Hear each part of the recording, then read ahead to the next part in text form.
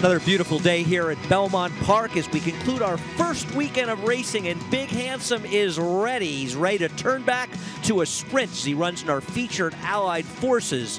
But he's not the only potential star in today's car, as Jameson and Ginger, off a private purchase by Judmont Farms, will make her first start for trainer Chad Brown. And Chad Brown may have lost a tough one in the trainers race at Saratoga, but he is loaded for bear, and he's ready for next weekend's Sands Point. He's got a potential threesome going to that race, and we'll take a look at them as Belmont Park Live, brought to you by Claiborne Farms. 100 years of doing the usual unusually well. Welcome to Belmont Park Live. It's a beautiful day at Belmont. As you can see, the backyard is alive. A lot of people coming out on Sunday to enjoy Belmont Park, and what better place to enjoy on a beautiful day. The fans are out front. They're in the backyard, and Paul LaDuca and I are upstairs. I'm Andy Sterling, your host, and Paul LaDuca. Great to have you here, Paul. Well, I didn't realize you were that versatile, but very well done there, Andy. Thanks. Don't worry. I've got 2 hours to screw it up, but thanks for jinxing me. I appreciate it. You're welcome. Anytime. This is a good race card today, and you're joining us at the right time. You have the NYRA Pick 5 right in front of us, 13 minutes to get to NYRABets.com. I thought it was a pretty good sequence. And like you said, we got Jameson and Ginger. I think that's the kind of horse we maybe be able to single. I agree. I think a lot of people will be leaning on Big Handsome and Jameson and Ginger, but a lot of good stuff going on today. And, of course, the weather conditions, well, they really couldn't be better. There's always a breeze here on the third floor. The track is fast. The turf is firm. Low 70s. Light winds here. And just a terrific sequence of races we were talking about. We'll start out, as Paul said, with the NYRA Bets Late Pick 5 kicking off in race number 6. And keep in mind that race number 10 after the show, you'll be watching on the NYRA Now app. It's a maiden special weight for 3-year-olds and up. Todd Pletcher has a couple in here. Chad Brown's in here with a first-time starter. A very complicated race. Claimer's going 7 furlongs in the turf, the second leg. The Allied Forces, we talked about, an excellent race, but Big Handsome the one to beat. And Jameson and Ginger for her new barn, the 9th race. A lot going on, and the good news is, if you're not a member of NYRA Bets, you've still got plenty of time to head to NYRABets.com, and you can play all the Belmont racing with us today with a NYRA Bets wagering account. If you join today, you can earn a $100 new member sign-up bonus when you enter promo code LIVE at sign-up. To earn the bonus, just bet $100 in 14 days to get $100. And as a NYRA Bets member, you also have access to the NYRA Bets Late Pick 5 available on weekends in September. Go to NYRABets.com, enter promo code LIVE, and qualify for your $100 sign-up promotion today. Here's the field slate for our 6th race, the first leg of today's NYRA Bets Late Pick 5. An interesting race, Paul. What do you do in a tough race like this? This is a wide-open race. I think you either try to hit the all button or you try to take a stand in here. Now, Coppertown taking all the money right now for Todd Pletcher and Javier Castellano. It hasn't been a winning combination. They have been, but coming from Gulfstream Park of Florida to New York has been the one percentage where Todd's been a little bit low. I agree. When you look at his numbers off of these kind of layoffs over 6 months with maidens, overall they're terrific, but they're not good at NYRA, which suggests exactly what you're saying. And he's got the 2 in here. Coppertown hasn't run since February, and that's an interesting race that Coppertown is at, Paul, because the first 3 finishers were firsters, including Coppertown, and none of them have run back, so it's hard to get a gauge on the race. It really is hard to get a gauge. My worry is it's Todd Pletcher, and when Todd Pletcher's horses hit the front end, they very rarely get passed or get re-rallied on or whatever. And what happens here, it takes control, wins the battle but doesn't win the war. The other horse is going to go by, and is it a good effort? Yes, it is. But I thought there was other horses in here that you could point to that can improve a little bit. I don't know if you want to take 2-1 in a wide-open group. And I think we can make money with Coppertown if he runs badly here and comes back on the turf, because he may have a better pedigree for turf. And also, we talked about the inside a little bit yesterday. It's a little murky whether it's as bad as it was yesterday, but I still think you'd rather be outside, which means wouldn't you want Gotta Curlin of the 2 Todd Pletcher horses, the one taking less money? Yes, because I thought actually this is Son of Curlin, ran okay first time out. He got left. Didn't get left. He sort of just broke a little flat-footed, rushed up into the race, and that race ended up being a better field. I think the outside draw is going to be good for him, and he gets the load last. I'm with you. The Stone Street Charge there, you see him on the screen. He looks tremendous at 4-1. Getting a pretty good price considering you look at the 5, Fuel the Barn, I think that price will come down. Stand the Man, the 6, the other horse that I think is probably the barrier, the gauge in this race. They all have to beat him, I think. Well, a lot of people aren't going to like Stan the Man because he comes out of a maiden claiming race, but he did run a fairly good race in that maiden claiming race. As the horses are hitting the track, more on this race in a bit after the post parade. Looking forward to seeing him come out in the racetrack as we kick off that Naira Bets late pick 5. And remember, if you're not in New York State, head on over to Naira Bets and play the late pick 5, the one Greek Alphabet hitting the racetrack right now. And Greek Alphabet is going out in his second start, actually, for Godolphin Racing, and he's going out for Godolphin Racing. Kieran McLaughlin, the trainer, Rajiv Mirage in the saddle. Yeah, didn't do much running last time out, but comes off a nice little work at a training center, obviously up at Saratoga. Might improve today. The aforementioned Coppertown right behind him for Windstar and China Horse and others. Going out for trainer Todd Pletcher. Javier Castellano has them out. Working great in the morning, and Todd is pretty good off this layoff of plus 180 days. Todd Pletcher, 33%. Number 3, Backyard Heaven, makes debut for trainer Chad Brown. And Ken and Sarah Ramsey, we profiled yesterday, Joel Rosario. This horse not completely dead on the board and has a pedigree to run on all surfaces. I wouldn't be surprised, especially going a mile, if he wins. Number 4, Mossa Rosa has experience for Mossa Racing. Nick Zito, the trainer, Joe Bravo. I'm wondering if this horse is going to improve a little bit. Nick Zito, 29% from Saratoga to Belmont. Fuel to Burn, number 5, off a layoff for Brushwood Stable, Christophe Clement and Irad Ortiz. I'm surprised at the price here. I think that when they all said and done, when this colt goes in the gate, he'll be the favorite. The number 6 horse, Stan the Man, for John Terranova. Luis Saez has the ride for Long Lake Stables. Yeah. Sometimes you want to endorse a horse that's been in maiden claiming, now going back into maiden special weight, but he's run some good races that can win this. We'll round it out with Gotta Curlin for Stone Street Stables, Todd Pletcher, and John Velasquez. I actually think this is the better half of the Pletcher entry in here, and I think the one to bet at 4-1. All right, Paul, help me out. I'm struggling in this race. Got ideas in the rest of the races. How are you playing? Well, I'm not going to give you any Nostradamus here. Oh, I mean, I looked at this race. I did not like Coppertown, but can he win? Yes. So we go all the way.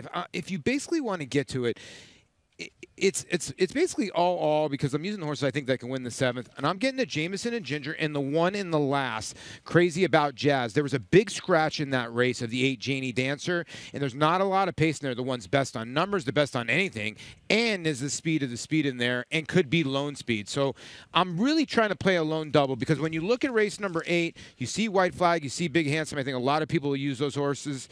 And a little bit more money in your budget, maybe throw in fact finding. Yeah, it's an interesting sequence. We want to know about these Todd Pletcher horses coming off a layoff. Nobody better to tell us about them than the 3rd member of our team as we head down to Maggie Wolfendale.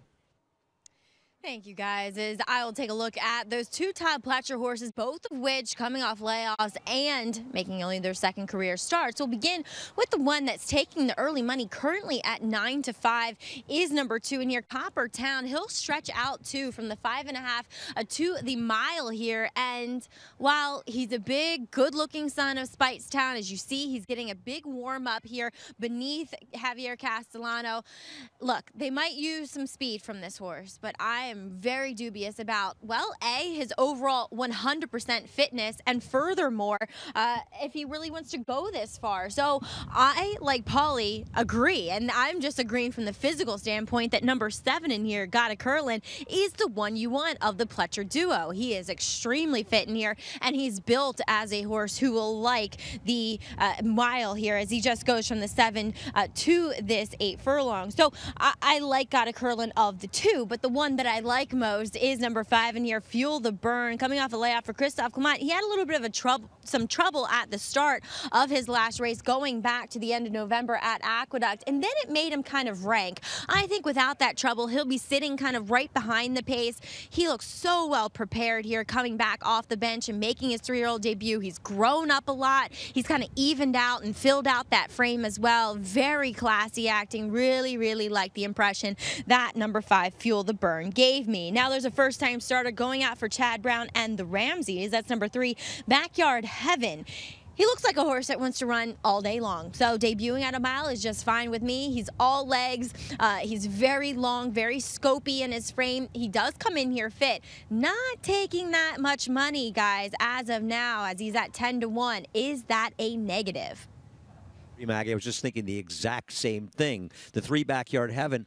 I think if you see a Chad Brown first-time starter for the Ramses on the dirt first time out, maybe it's counterintuitive. It's a good sign, but not getting bet a nickel. Not betting bet at all. But, he has good numbers. 15% going, greater than a mile or one turn, still pretty good. And it's one of those type of things where you're like, okay, I'm looking at this race, and I'm going to get beat by Chad Brown at 10-1, and it could be a good start to your late pick 5. That's why when I looked at this race, the 6 to me has a good look in here at 7-1 because the numbers fit. So when you look at the 3 backyard haven, why not throw a first-time starter with the best trainer maybe in the games? Now, when we get to the 6 stand the man, the blinkers went on last time. Horses in connections drop at Saratoga. So that maiden 50 played almost like an open race, and I thought the horse ran tremendous last time. It's interesting, and I know the real reason. Everybody knows it. Paul likes stand the man because it's a baseball reference. It's true, Just too. come clean. I mean, don't try to hide it. He was the man. Here's my problem with him.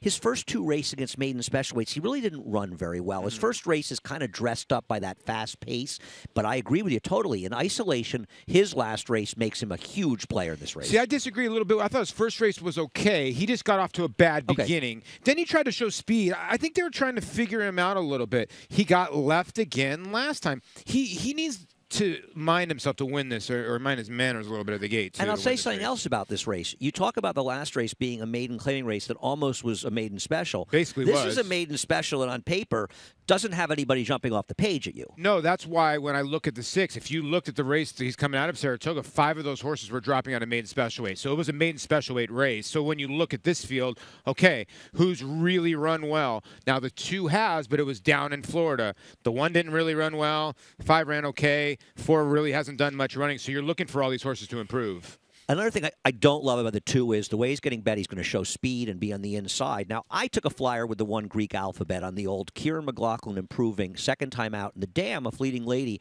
was a stakes winner going long for Dale Romans. Well, good horse. I mean, and listen, you're right. Kieran's horses improve in their second start, third start. And, this horse got left and sort of circled around horses, basically ran about 7.5 furlongs that day. So I would think plenty of fitness, needs to break and stay in contact with the field. Yeah, I mean, listen, I'm taking a bit of a shot because I thought this was such a difficult race. Fuel the Burn is okay, the 5, though. And you were talking about it, and I agree. Looking at doubles, you would have thought Fuel the Burn would be favored. Right now, he's a complete icicle at 4-1. Well, the confusing part about the 5 is, okay, he debuts on turf. Son of Bernardini of a Stormcat mare. Is that a swing pedigree? Yes, they can run both. Christophe Clement, I guess, a lot of people pigeonhole him as a turf trainer, but he's actually a very good dirt trainer. But the switch back to the dirt, maybe couldn't find races. I'm wondering at age 2, you couldn't find maybe some other races. But I'll tell you what, he was a lot better on dirt. He did not have the best beginning. He's going to get squeezed out of there about right now. Just a little bit of trouble. A little bit. Just a little bit. Good position, though, after that. I thought he stayed on. So, to me, he's more of a grinder. I think he'll like the mile distance. I thought he had an overall good trip last time also. But at the end of the day, everybody that loves Rudy, who beat him, who won the race, is a solid performer for Rudy Rodriguez. We saw him win at Belmont back in the spring. Into the Breach was in good form at that time. I think for Todd Pletcher, though it might have been Kieran McLaughlin, it's one of the 2. At the end of the day, he faced a solid field. He ran a 70 buyer as a 2-year-old in November. With routine improvement, why couldn't he run at 80 and win this race? No, he was green. If you look, he was looking at his buddy over there, the 10, the gray down the lane for a little while. I just think you're right. I think his first start as a 3-year-old. He's working well, too, and Christophe can get him right. Is he can have enough fitness to beat this field? And you see, Maggie and I both like the 5 a little bit. I just thought that, the jump from 2 to 3, horses can make huge, huge adjustments here. And 4-1 is a nice price. Okay, you used all, which means you think they all basically have a chance, and I don't disagree with you. Is the 4 Ride on Faith really out of it? Well, here's the deal. The horse got gelded after the first start. So if you draw a line, 45-1, not a bad effort. The Phi Beta Express Tommy T effort turned out to be okay. Tommy T got beat by a nice Al Stall first-time starter. Phi Beta Express ran away from that group. And, he was part of that pace. He came back against Behavioral Bliss. he didn't break. He broke well. He got taken back. He sort of didn't really get squeezed back, and he didn't really run. He's another horse that's one pace. But I just thought that he had a look in here at the mile distance. Do you think all this money on the 2 Coppertown, is it workout related? Is there some sort of tip? Because why on paper should anybody be a big favorite in this field? I don't know, and I'll tell you another reason. This horse wasn't even favored first time out, having the 7-hole for Todd Pletcher with Castellano. That worries me that this horse had the lead at the top of the lane. They went 104 and change. I get it. He might improve since then, but not a 3-2 for me. It seems like there's somewhat of an evening factor going on in the betting right now. He's drifted up from 6-5 to 3-2. The 5 is coming down. It should be a much more even board, in my opinion. Yes, much more even board. I think the 1, obviously, is a player. The 4s probably should be your longest shot. Needs to prove. The 6 should not. The 6 people are looking at the maiden 50, and they're discounting that horse. I'll tell you right now, that horse is going to run a big race here at 9-1. Well, with your all, I guess we're rooting for the 1, the 3, the 4, and the 6 because we want the winner prices, which means the 2, 5, and 7 will likely be battling it out to the wire. Isn't that the way it works? Yeah, and you know what? And I always tell everybody, when these type of races, you always ask, you either got to take a stand or you got to all, because you don't want to get beat by somebody. And if you're going to take a stand in this race, you know, I'd probably take the stand maybe with the 6 or maybe with the 7. I know I picked the 5, but now that I look at the board, you could take a stand with the 6-8 I would have taken a shot and used 1 and 5 in this race, but I'm not man enough to even play the Naira Bet Pick 5 as the horses are loading for what we feel is a very intriguing race where pretty much anybody can win here. It's a maiden special weight for 3-year-olds, 3-year-olds and up, actually. They're going a mile on the Belmont main track, and let's head up to Larry Colmus, the track announcer here at Naira, for the call of the 6th race.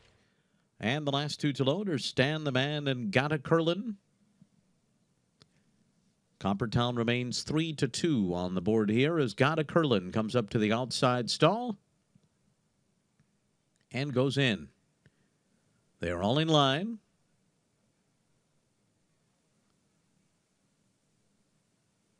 They're off. Not a good beginning here for Greek Alphabet. Stumbled coming out of the gate. Fuel the Burn is going out to the early lead with the favorite Coppertown on the inside. These 2 out the best. And then it's got a Curlin away running in 3rd on the far outside. And then comes Stan the Man, followed by Ride on Faith, Backyard Heaven. And after that, Stumbled at the beginning, Greek Alphabet is the early Omega. Up the backstretch they go, and the leader is Coppertown, on top by a length and a half. Fuel the Burn is running along in 2nd. Stan the Man is 3rd. Got a Curlin 4th after a 23.05 first quarter mile. A length and a half farther back to Backyard Heaven on the inside of Ride on Faith, and they're 10 ahead of Greek Alphabet. Coppertown's in front as the field races past the half-mile pole and through the first half-mile in 46.33 seconds.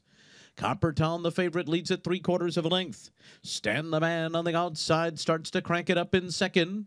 Fuel the Burn is right behind them. Then Got a Curlin on the outside. Backyard Heaven rides the rail, still 4 lengths off the lead. Ride on Faith is next, and Greek Alphabet starting to catch up at the back of the field as they make their way to the top of the stretch. Coppertown turning for home in front, 3/4, 110.53. Coppertown continues to lead them. On the outside, Stan the Man is 2nd. And then comes Backyard Heaven in 3rd. Greek Alphabet is up running in 4th. It's Coppertown with the rail in the lead here.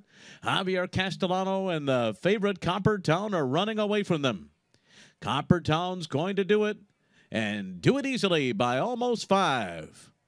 It was Backyard Heaven 2nd. Stan the Man was 3rd, and Greek Alphabet was 4th. Stutter step start could not stop Coppertown. They knew betting this horse off the layoff, Paul. This horse was ready to go for Todd Pletcher and Javier Castellano and won this race in a canter. Yeah, it really did. The 1 was the horse got off to a bad beginning, but the 2, you're right, sort of stutter stepped a little bit, went right to the front end. It looked like the 5, Fuel the Burn, can maybe put a little bit pressure on this colt, but man, I was wrong. He ran away from this group in a canter. You're right, 110 and change. You know what? You end up realizing Backyard Heaven ran a really nice race here for a first-time starter, and you looked for maybe a split second that Stan the Man could put enough heat to soften up Coppertown. It just never happened. Yeah, and of course, we'll see the head on the break and Greek alphabet, the one. You're going to see the 2 stutter step, but really it's the one. And I don't think had anything. Well, the 2 comes over afterwards, but the 1 had already stumbled. Greek alphabet actually did okay to finish fourth in this race, considering the break. You better pay attention to Greek alphabet. He made a nice little run into that turn. He's going to probably want to go a little bit longer. And you'd also, wouldn't you like to see a horse like that get an outside post so it could be outside of trouble in there? But nothing really mattered in here what happened during the race because nobody was beating Coppertown in race number 6. Just much the best horse. Well, we're just getting started on a beautiful afternoon here at Belmont Park. A lot of good action to come. Chad Brown has a number of horses heading towards the Sands Point. We're going to hear about them a little bit later and about much, much more as Belmont Park Live continues.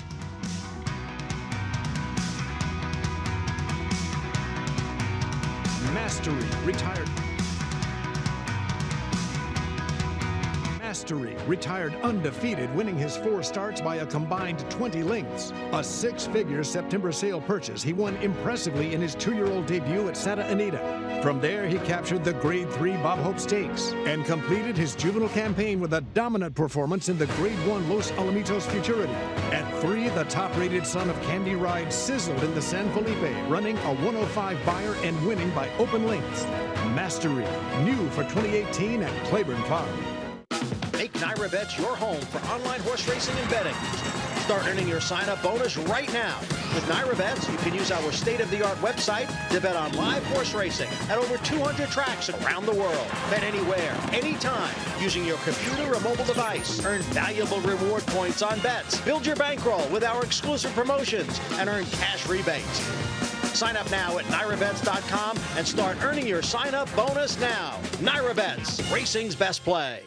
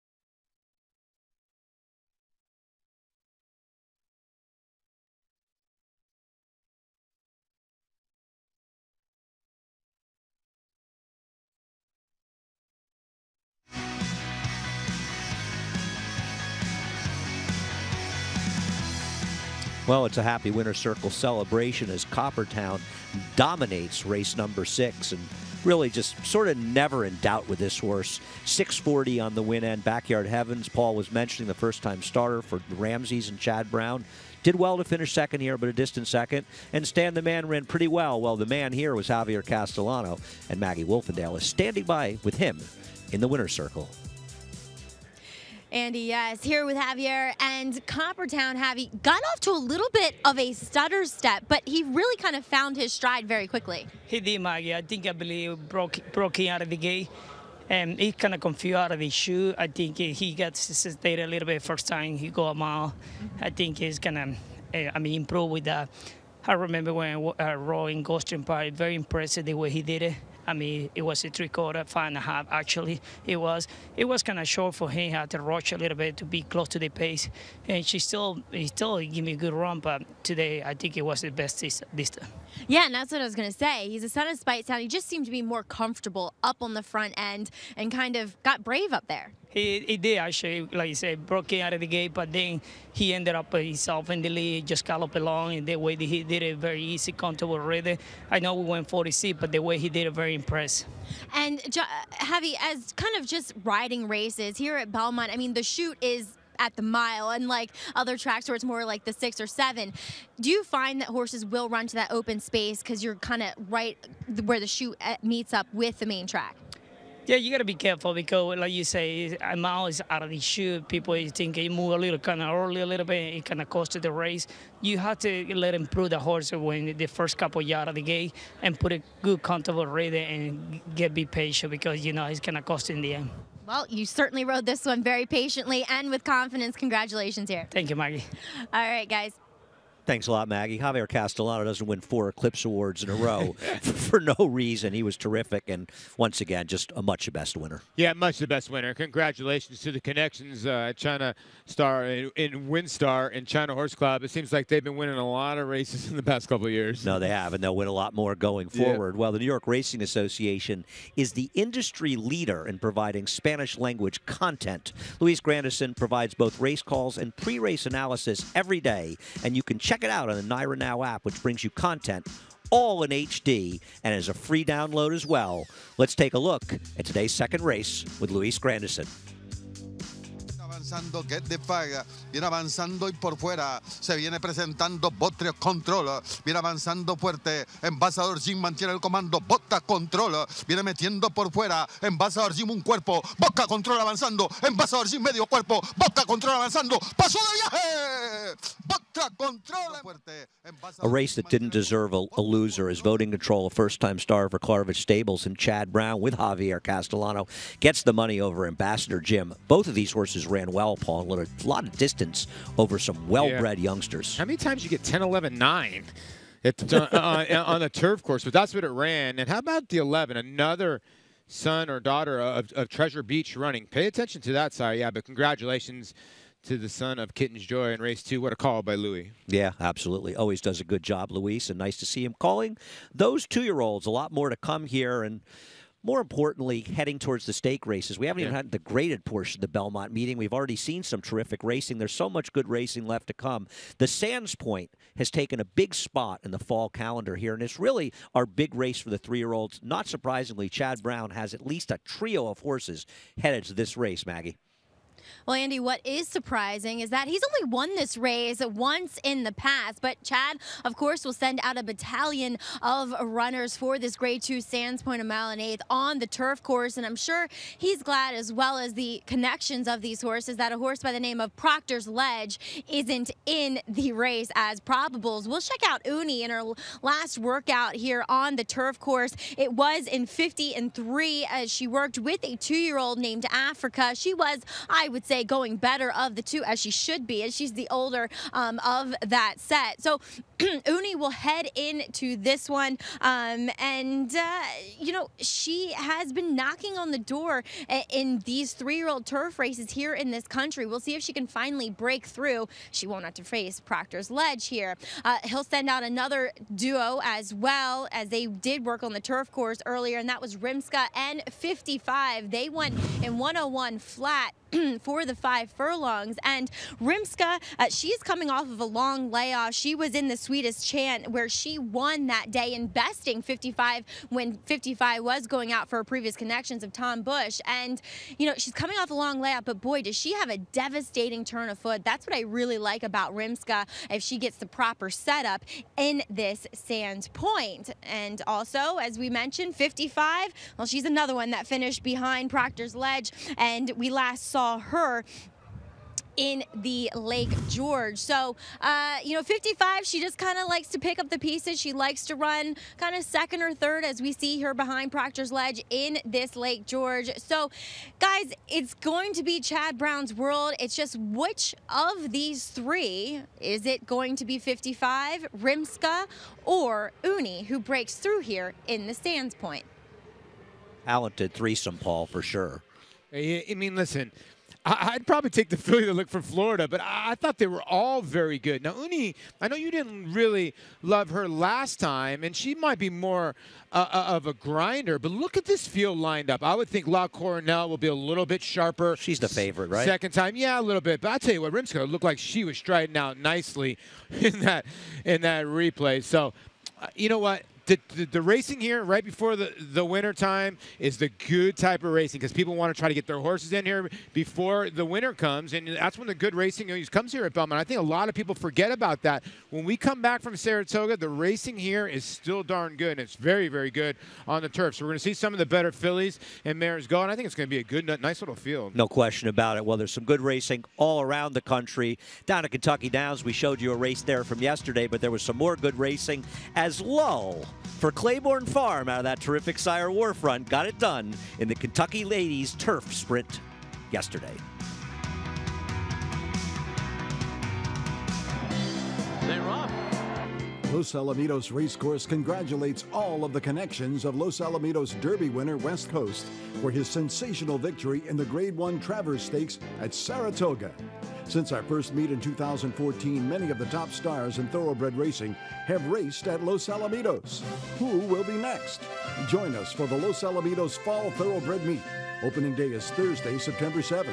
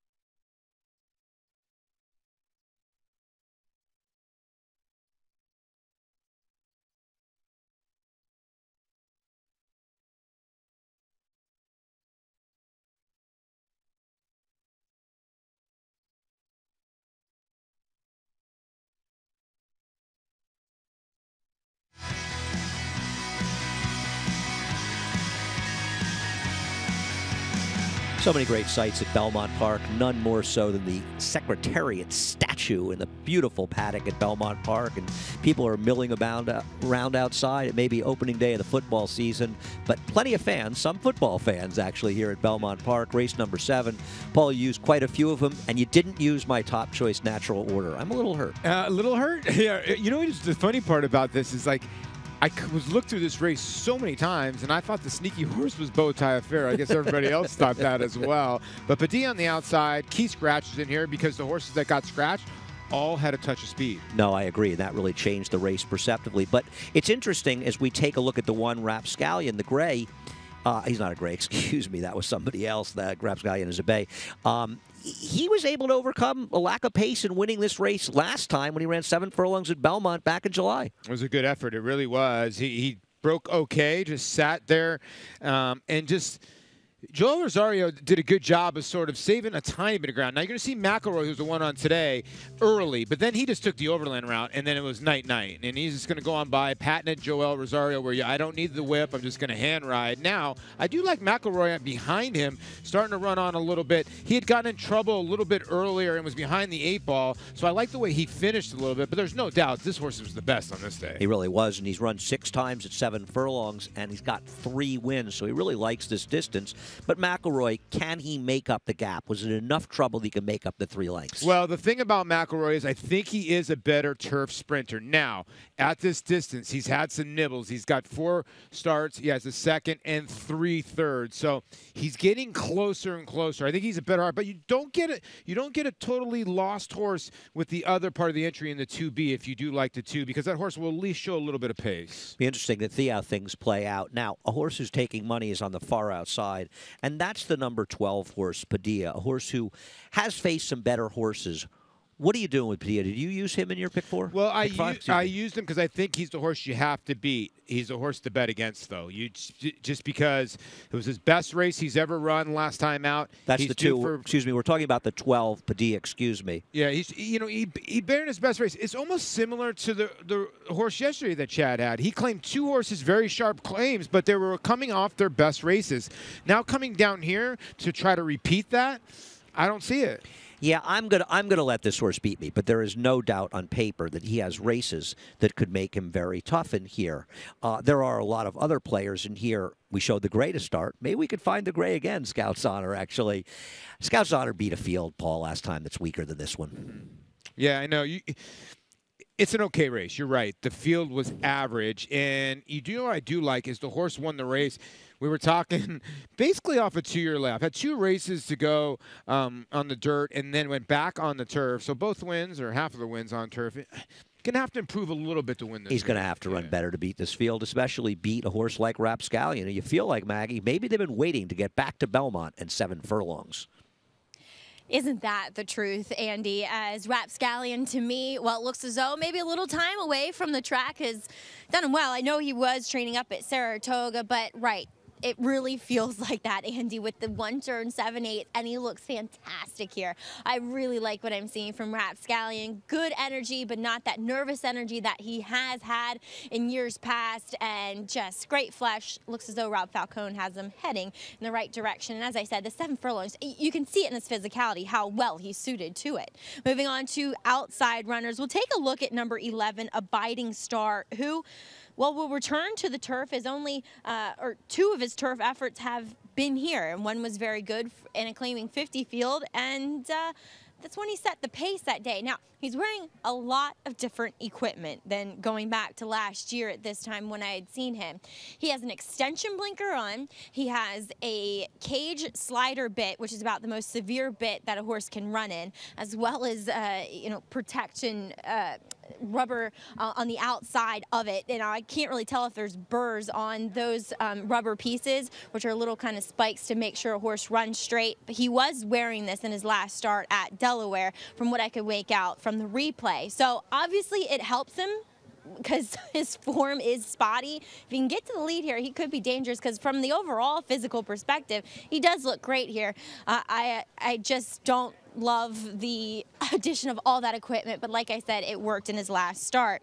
Number 12, Padilla, is acting a bit differently, and they've certainly done more to assuage that bad behavior that he had up in Saratoga, as he's been saddled in the back walking ring here that we have at Belmont, that will keep a horse a lot more quiet. He's a lot more well within himself. He looks good, but the thing is he ran well enough in my eyes in his last start when he was that wound up. So maybe it will make him that much better here for trainer Chad Summers, Andy. Want to remind people that Maggie Wolfendale's Paddock Report was brought to you by Shadwell Farm. Building speed for the future. Well, speed is the question as we come up upon race number 7. Will there be enough speed for Rapscallion? We'll find out in just a few moments. Shadwell Farm, home to world-class stallions, presents 2 young stars. Mo Heyman, undefeated 2-year-old, multiple graded stakes winner at 2 and 3. A dazzling son of Tappet, winner of his first 5 career starts, 4 in graded stakes. Grade 1 winner, Tamarcuz, winner of the Breeders' Cup Dirt Mile. This son of Speightstown was a top international miler that earned over $1.8 million. Shadwell Farm, building speed for the future. Change the way you watch racing forever with the new Naira Now app. Live racing in English or Spanish from a variety of camera angles, race replays, talking horses, race analysis, and a multitude of on-demand content, all in high definition. Naira Now is available on many platforms, including iOS, Android, Roku, Chromecast, and more coming soon. Download Naira Now today, free in the App Store, and start watching the best racing like never before.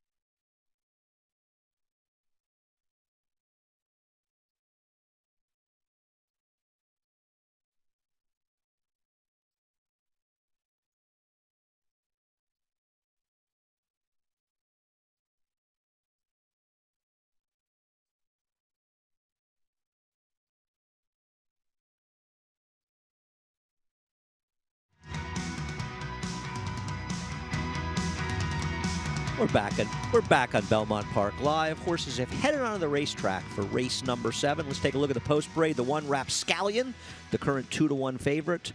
Drawing away stable, Robert Falcone, Joel Rosario. And the one to beat in here, definitely off a nice win last time out, and does love Belmont, as half the wins have come here. 1A is Tis a Chance. Also goes out for drawing away stable. This one for John Toscano Jr., Rosario Montanez. Claimed last time out, and both wins have been here at Belmont, so you're getting a decent half of the entry. The 2 McElroy, Carl Izzo Racing Stables, Rudy Rodriguez, Irad Ortiz. Will be coming from behind. Needs to make up a little ground on Rapscallion, but a player today. The 2B is Uno Amayo, also Carl Izzo Racing Stable, Rudy Rodriguez, Luis Saez. With all the speed scratched out here, look for this horse to be forwardly placed. The 3 is Scout's Honor, Joe Mbisi, Steve Glaceris, Javier Castellano as the mount. Got the job done last time at Saratoga. Needs to improve a tiny bit more, does the gray to win this one.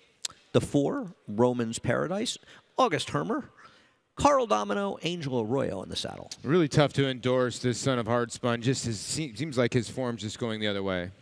The 6 is Special Selection for Old Brookside Farm, Blick Silver, Patrick McBurney, and Luis Reyes. Always have respect for Patrick McBurney, but this horse has 0 for 16 the last 2 years. The 8 Bowtie Affair, Twin Farm Stables, Pat Reynolds, Manny Franco as the mount. I think this horse is a long shot look, but not at 5-1. 0 for 7 here at Belmont. The 9, Natural Order, goes out for Massey Stable, Roy Lehrman. Roy Lehrman's the trainer. Junior Alvarado. Does this horse show speed with all the scratches? Could be more forwardly placed today. The number 11, Abiding Star, Stonehenge LLC, Ned Allard, and Joe Bravo. Wired a field on the Belmont turf way back in September, so a horse that's sort of a wild card in here at 8-1. There's the number 12 horse, and that's a Padilla. Chad Summers for Dominic Aruscio, Reggie Mirage in the mount. Definitely the horse to beat on paper with a good effort last time out at Saratoga. These are horses for race number 7 have gone onto the racetrack, and sort of the 8 horse. Oh, let's go back to the 8 horse, Bowtie Affair. Let's expand on him with Manny Franco getting the mount. As you say, he's just taking a lot of early money. He really going is. Up now, though, 6-1. A little bit. The worries me about him. I like this horse a little bit. Worries me. He's 0 for 7. You like horses like this when they're 20-1 on the morning line. And you look back at his races. His one-turn race at Belmont, very good for 40. They dropped him last time for 25 at a mile on the 16th. He got beat by Slim Shady, who's on a tiny bit of a win streak right now. Let me ask you a question. What is a fair price on this horse, Paul? I think around 9 to 10-1. I mean, because you're 20-1, you still got to beat Rapscallion. You got to make up some lengths on Rapscallion, don't you? And you're coming from behind. You're going to have to run the race upside down, as I say, because you're cutting back in distance. Yeah, I will see if he goes off. I'm looking at the doubles. You might get that close to 10-1 on him. Well, one outside of him is the 9 Natural Order. A horse I'm interested in. He could be in a good position tactically, Paul. Yeah, he could be, because if you look at his last sprint race, he broke on top and was intentionally taken back. He could have got sent to the lead that day. He might get sent to the lead today because of the lack of the pace, because of the lack of the 2 scratches, the 5 and 7, which were the pace in here. And I also felt like last time he was pretty close to a hot pace, and he never really gave up. And 7 furlongs, 1 turn, isn't that better than a mile and a 16th around 2 at Saratoga? Yes, it is, because he's run some decent races, going a mile at Tampa. He's won 2 races around 2 turns, so I don't think it's going to be an issue. Well, we'll see what Maggie Wolfendale thinks. I know you're interested in talking about the 12 horse on the outside, Maggie. Well, just to give a little bit of an update, I think I spoke too soon with Padilla as he was behaving, but once Reggie Mirage got up on his back, he went to acting like a fool again. But with the accompaniment of the outrider pony and now his lead pony, he's calmed right back down again. So all things good here, not too worried about it. But he is a horse that likes to expend a little too much energy for my preference pre-race here, as he'll also have to get the 7/8. Then again, he's been successful going a bit longer in the past as well. Next, we'll check in with number 8, the horse you guys are talking about. Now, I agree that this is a short price, but I feel as though, as you kind of alluded to, it's somewhat meaningful that he is taking some money. In the paddock, I didn't like him whatsoever. He was a complete toss out to me. But once he got on the track here, he's moving very, very nicely beneath Luis Saez. So that moved him up the ladder a little bit, in my opinion, guys. Yeah, he is an interesting horse, and I used him in a pick 4 that I actually played in here. I also used the 11 Abiding Star. Abiding Star last year won a race with a very aggressive ride from Joe Bravo. since he did it last year and was successful, why wouldn't Joe do it again this year? He might. He might. And you look at his other race on the turf, it was over a bog. He had no chance against a tougher field. They've stuck blinkers on him since then. His last race was his best. Now, was it a 25 non-winners of 2 in a year at Delaware Park? Yes, I get it. But sometimes those type of races will give a horse a little bit of confidence and look the way he won it, on the front end. But if you look at a lot of his wins, he does not want to be bothered. If you leave him alone on the front end, the son, Uncle Mo, the 11, he'll keep going at 8-1. Are you worried at all, though? It's one of those races with the speed scratching that a number of riders are looking and thinking, I'm going to go. Yeah, because when you look, maybe the 9's going to go, maybe the 11's going to go. I think the 2B has to go to set up the 2 in here. McElroy, who's going to be launching from way back. And then you have the 1A, right? The 1A probably will show speed and maybe set up Rapscallion, but I don't know if the 1A's that fast.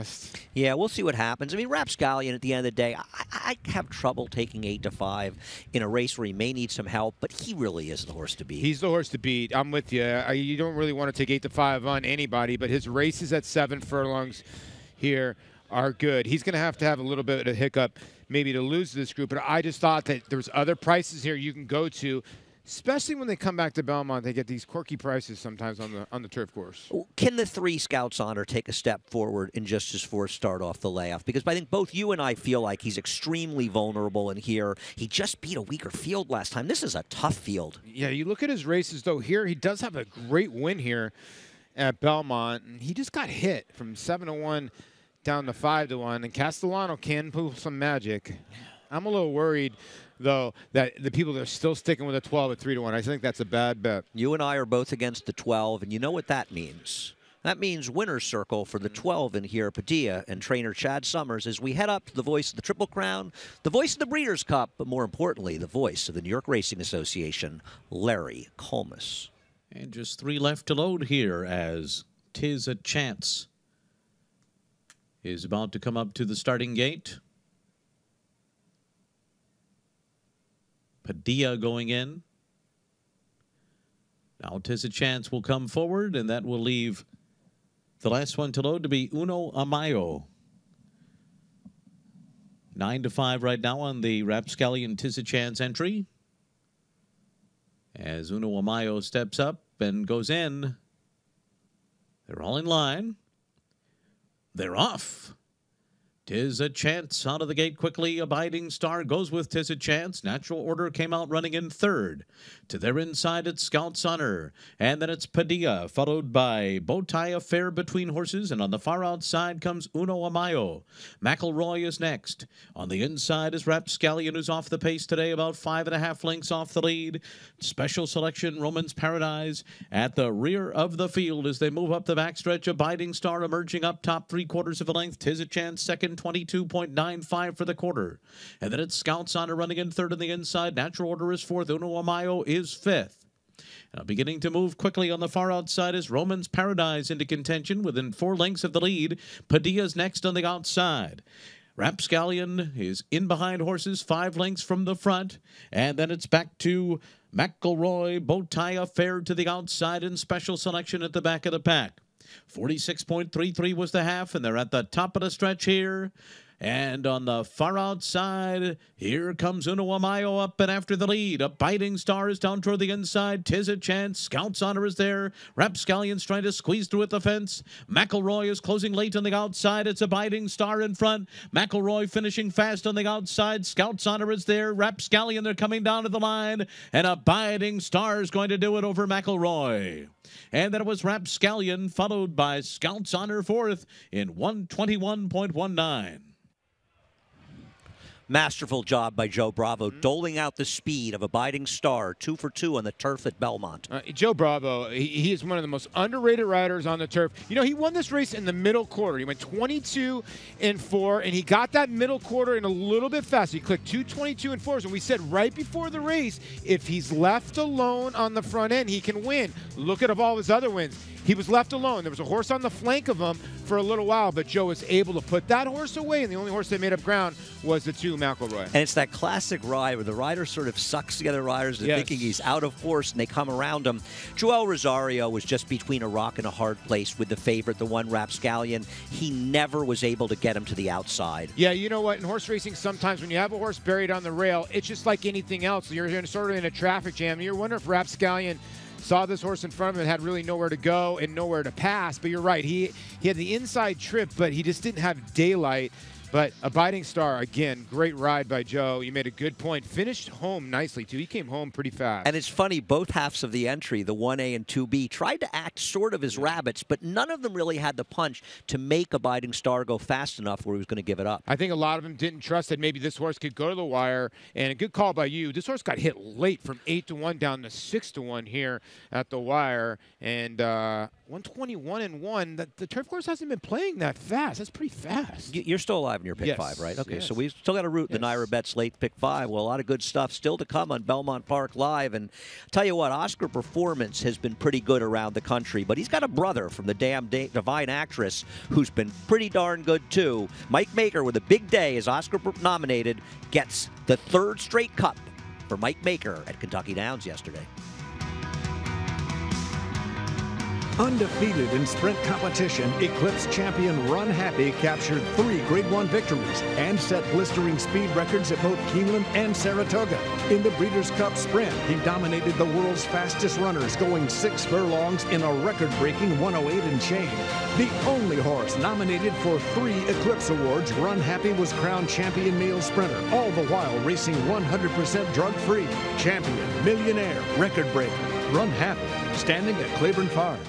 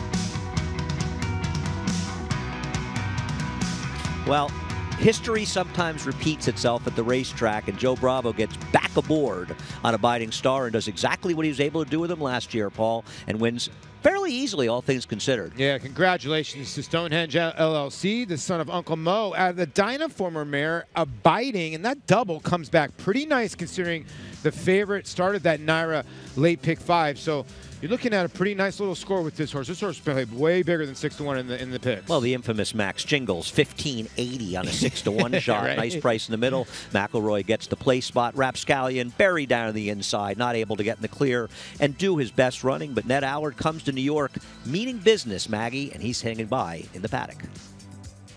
Actually, the winner's circle, that's where you go if you win a race, Andy. No, I'm just kidding. But joined by Ned Allard here. And Ned, a horse that, well, the only time you run him on the turf is here at Belmont. What's the thinking behind that? Well, at this point in time during the year, we were trying something new with him. He was a good dirt horse last year. In fact, he's won a third of his starts. But he either runs really well or very poorly. He likes to have things his own way, and he's a little bit peculiar about trying to get out at times. But when he behaves himself, he's a tough horse. He is, and he likes to be up on the front end. Now, talk about some of that equipment that you've played around with, and it seems like you have the right combination. At least he's won his last 2 starts. Yeah, although I think you could probably put a hackamore on him, you know, and if he's happy and he's not going to, in the mood to run, he's good. But you have to take precautions when he's not. And for those who don't know, a hackamore is a bitless bridle. So he's just a horse that he gets confident up on the front end, and Joe rode him perfectly. Joe fits him very well, and he rode him super today. Well, Ned, always good to come here and steal one. Good to see you here in the winner's circle. Well, thank you very much. All right, guys. All right, thanks, Maggie. That actually was the winner's circle, not the Paddock, but nice to see Ned Allard in there. And he's a terrific trainer. And in the past, he is dangerous when he comes in New York. And this pick 5, you know, I know you went very deep in both races, and obviously it chalked out in the first. But a horse like Abiding Star, he's a very good horse, the Naira Bet late pick 5. No, he is, because he's 15-1 on the morning line. People look at morning lines when they play these things, and people try to beat the favorite in the first time. So sometimes when you get the favorite to start the pick 5, we'll pay a little bit bigger.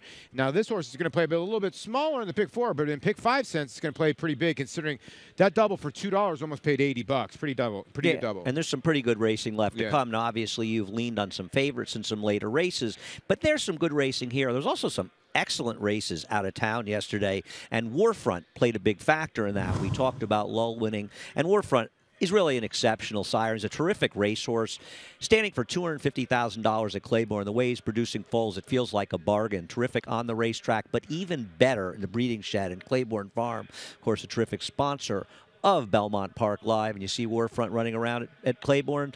He's one of a number of top stallions standing at Claiborne Farm. A lot of good stuff going on there. And Lull, the daughter, the 3-year-old daughter of Warfront, she went down to Kentucky Downs, and she went down there yesterday, Paul, for the ladies' turf sprint, and she went down with a purpose. Yeah, she did. She beat some nice fillies. We had been talking a lot about Morticia and how basically she'd been handling everybody up at Saratoga, but she just went by Morticia right here. Look at the big white face of Lull. We're going to get another camera angle here, as I always say, and she's just going to go right on by Morticia, and she wins this race nice. And Christophe Clement has done a very good job of pointing horse to Kentucky Downs. There's a very lucrative meet. They run 5 days. The purses are strong, and he's done a great job. I mean, Lull, he went out to California where she finished a good second. He decided not to go the mile and an eighth. He realized she was a better sprinter, and he knew there was a very good race to run at, and he got the money for Claiborne Farms. Yeah, and he taught her to rate a little bit. If you remember, she was on the front end in the Breeders' Cup, and I think he's gotten her to rate. And I think that going back to the sprint has taught her to rate, but she's really learned to finish sprinting. And this was not an easy field. As you mentioned, Morticia was in there, and she was basically unbeatable in the sprints. Maybe 6.5 against this company stretching it. And Lull had taken a tough beat to her. Actually, I think the Wild Applause on Preakness Day back in the spring. Yeah, and then Fairpoint was in there, too. It was a good horse for Shug McGay. So I thought would be a good play in there because it would play a little bit longer as well. But and no doubt who was the best was yesterday. So congratulations to the daughter of Warfront.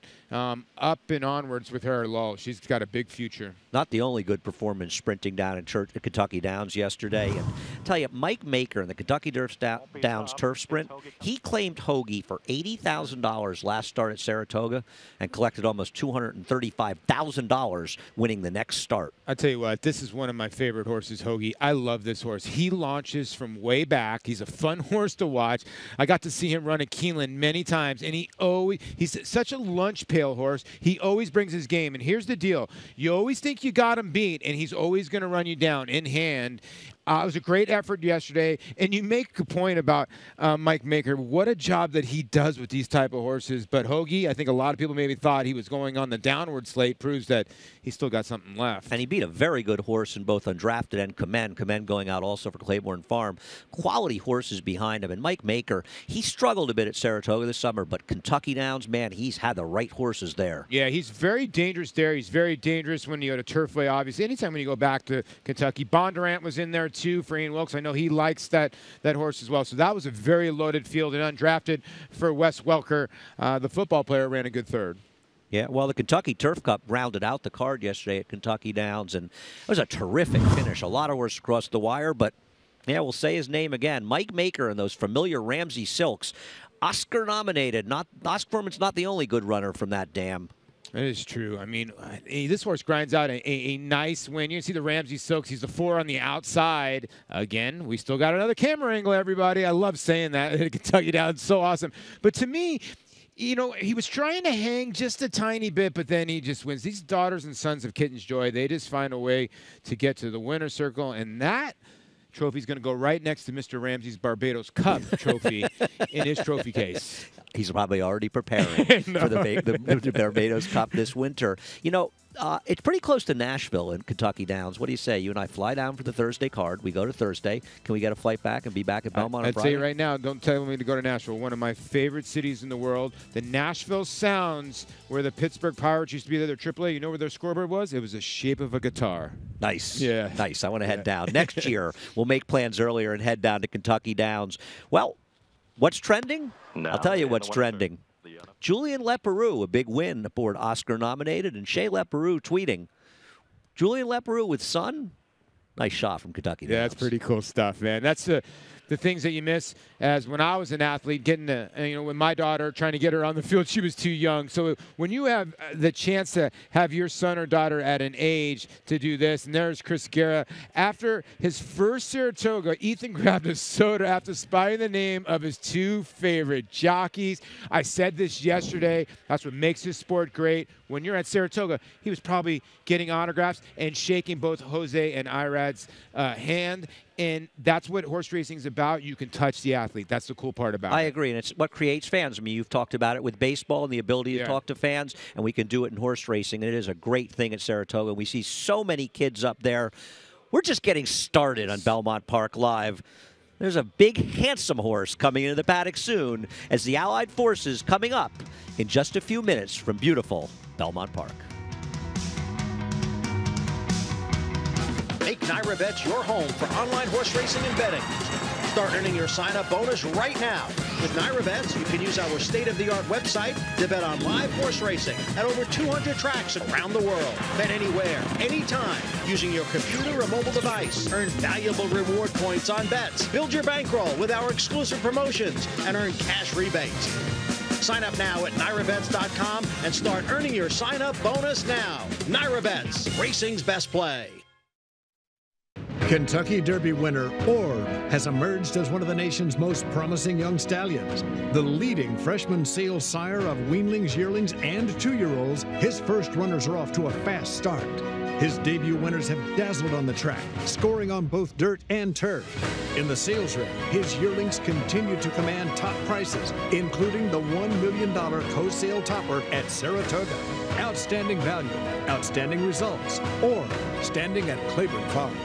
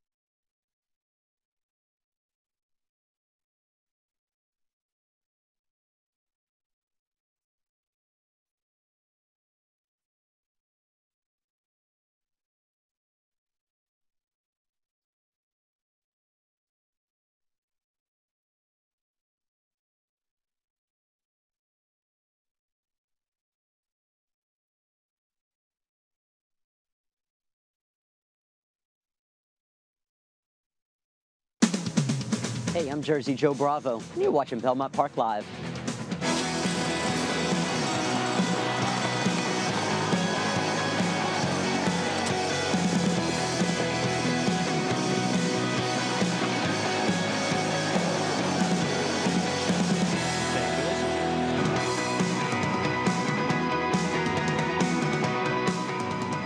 Claiborne Farm, 100 years of doing the usual unusually well as you are continuing to watch Belmont Park Live here on a gorgeous Sunday at Belmont Park. We've got some terrific customers, some of them paying a little more attention than others. Yeah, right. He's having a good time. He used to love to come to the horse track.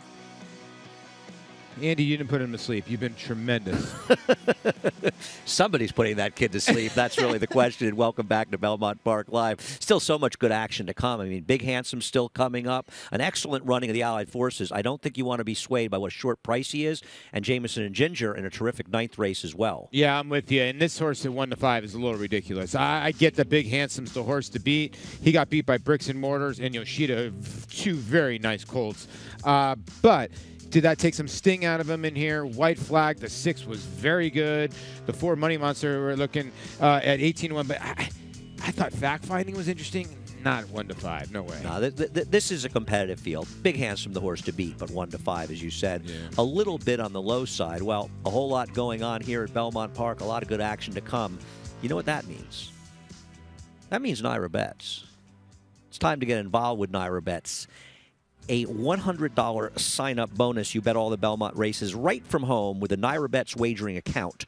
Earn a $100 new member sign-up bonus when you enter promo code LIVE. Earning your bonus is easy. Just bet $100 in 14 days, and you'll be credited $100 right to your Naira Bets account. Plus, as a Naira Bets member, get access to the Naira Bets Late Pick 5, available on weekends in September at Belmont. Go to NairaBets.com, enter promo code LIVE, and qualify for your $100 sign-up promotion today as we head down to the paddock and we take a look at Big Handsome. And he is handsome. Well, he is handsome, isn't he? He is. Yeah, I mean, I can tell. I know a handsome horse when I see one. Here's the thing about Big Handsome. I liked him last time on the stretch out. I actually loved him in the Hall of Fame. I thought that Castellano did a good job trying to rate him. Now we're going to take you back to the Paradise Creek, which is basically, obviously a 7-furlong race, and he was able just to get away from this group and crush. He gets back to this race. Is he going to be tough? Yes, but I'm worried that the Hall of Fame took a little sting out of him. This is a very, very good horse, and I wonder if Tony Dutro's thinking, you know what? Time to see if he's ready to run the Breeders' Cup Sprint at 5 furlongs at Del Mar. Well, Maggie, is he? Hey, I really like the turn back. I agree with you, Andy, but I'm also siding with Paul in the fact that I don't know if, this horse has put together a pretty tough campaign as a 3-year-old, trying all different distances. I'm not sure if the spunk is still with Big Handsome. We'll see. I kind of like the alternative in number 6 in here, White Flag. I think this horse looks tremendous. He's a horse on the upswing here for trainer Christophe Clement, and loving what I'm seeing from him. I don't think he'll have a problem with negotiating, as he did breaking his maiden with the 6 furlongs.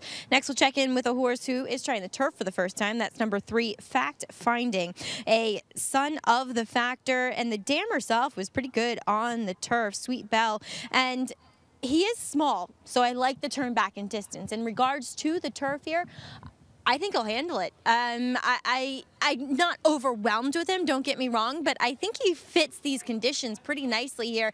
And guys, he's the 3rd choice on the board as of now for this Allied Forces.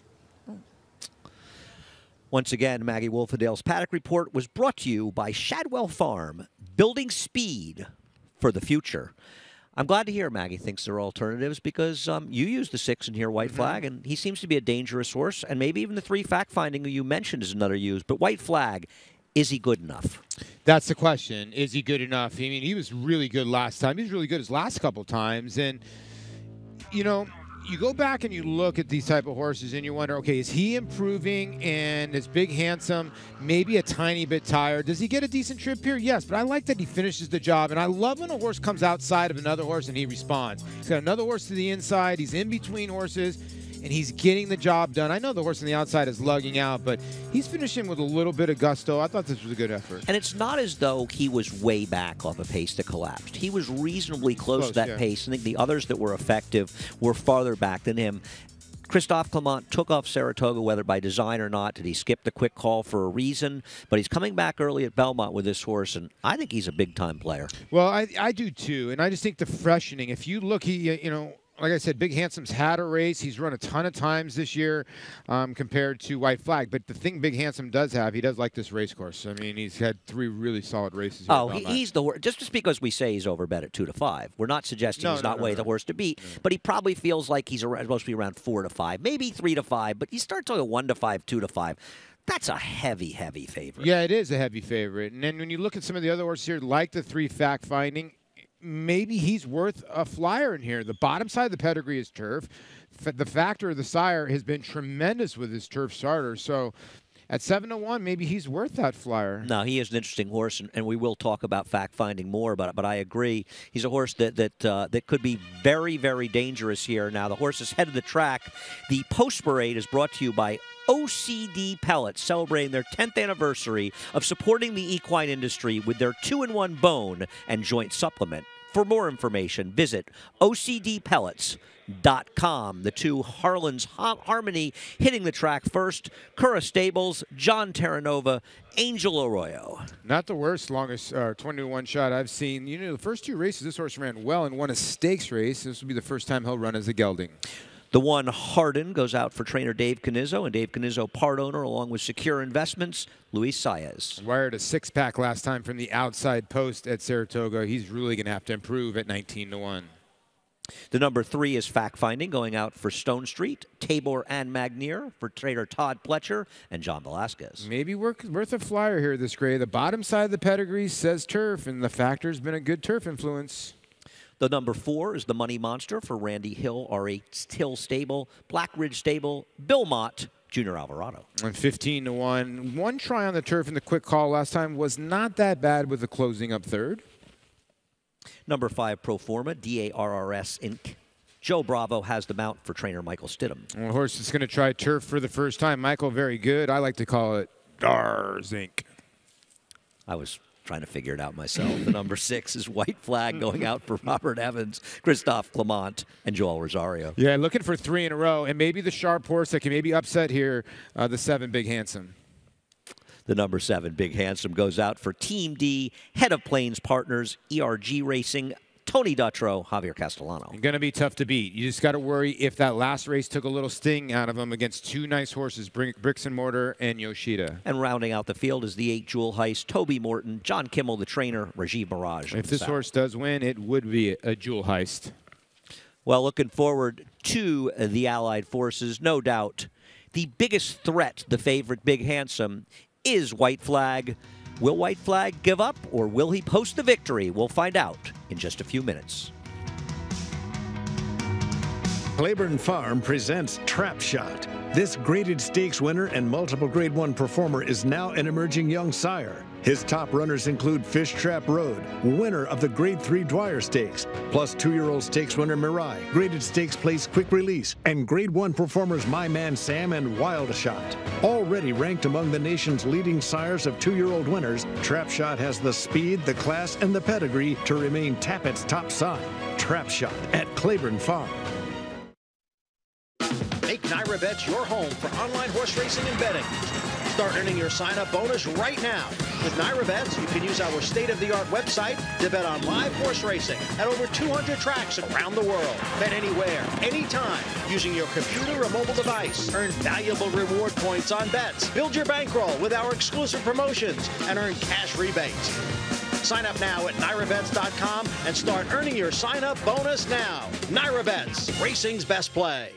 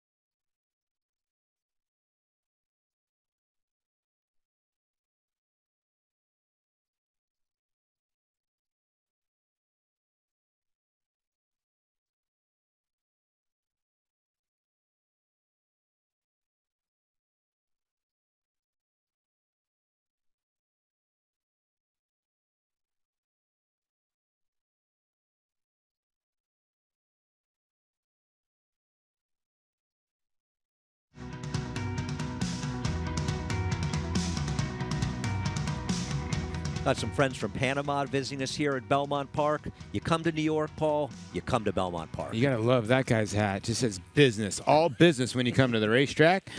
And don't forget to go to NyraBets.com for all the information that goes on Belmont Live. And we're looking at the 5 Proforma. I thought this horse has a long shot look. You know what? At 17-1, and like you look at the 3 at 5-1, there are 2 horses that are trying the turf for the first time. Now, there's not a lot of turf pedigree. Munnings does okay. He's like 12%. The bottom side is Salt Lake, and you don't get a ton there, but Stidham's usually good with this, and Joe Bravo, we just saw him wire a field in the last race. Well, I mean, he's not an untalented horse. He won the Jersey Shore, which is a nice sprint stake down at Monmouth Park. He's run some solid figures on the dirt. And as you say, it's not a ton of turf pedigree, but it's not major negative. He's a half to a turf winner. No reason he couldn't handle his turf. Yeah, I'm with you. Now, Harlan's Harmony is a horse who's looking to step up, and he's been gelded, Maggie. Any thoughts on that horse? Well, I did get to catch up with his trainer, John Terranova, who said that he's been kind of struggling with this horse his entire career in his disposition, and that he wanted to geld him before he even ran. But the owners persisted, and then he won a stake. So he's had to wait a year, and now he's finally gelded him. It seems as though it has taken a bit of the edge off of him. As you saw in the post parade, he kind of broke ranks. He went off early with the pony, and he's been quiet ever since. And what John correctly reminded me is that, guys, this horse is a half to the Mighty Tourist. So there's some talent there. We'll see if gelding kind of unveils that. And 2, I like the turn back. I mean, you go back to his first 2 races, they were at 6 and 5.5, and he handled those distances beautifully. Well, Taurus was a pretty good horse. He won last year's Breeders' Cup Mile. Is Harlan's Harmony good enough? And where do you stand on new geldings, first-time geldings? Well, it's always a tough read, you know, because Maggie has the notes, so it's so key that she has the notes down on horses and sees if it even works. We had a horse that was his first-time gelding at Saratoga, and the horse still went nuts. So you really don't really know. It can change. It's the ultimate equipment change. But this horse has talent. You can't win a stakes race in your second career start unless you have a little bit of talent. But he needs to step it up still against these horses, because Big Handsome, while he's been on the sidelines, has been improving. Right. At the end of the day, it's going to take, if Big Handsome shows up, it's going to take a very, very good effort to beat him, because the good Big Handsome, he might just be too good for these horses. Because tactically he stays close. He's not the kind of horse that needs pace. He can make his own race. That's why he's 3 to 5. Well, the horses are loading into the gate for the Allied forces. No doubt they have to beat Big Handsome, but we all think he could be a bit vulnerable. We'll find out as we get the call from track announcer Larry Colmus. And the last 2 come up to the starting gate here. The Money Monster moving into line. And Jewel Heist and Rajiv Mirage will be last to load here as they come up to the outside stall. And they're all in line.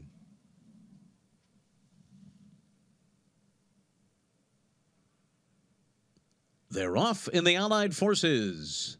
Jewel Heist, White Flag, the Money Monster, and Hardened. And Hardened will grab the lead up the backstretch. Fact Finding is close up to Big Handsome. Outside of horses, Proforma's next. And Harlan's Harmony is at the back of the field as Hardened leads the way up the backstretch. Jewel Heist is a length and a half behind. Big Handsome is now third on the outside, just a length and 3/4 off the lead. Then Fact Finding, White Flag, Proforma to the inside. The Money Monster and Harlan's Harmony, 22:07 the first quarter mile.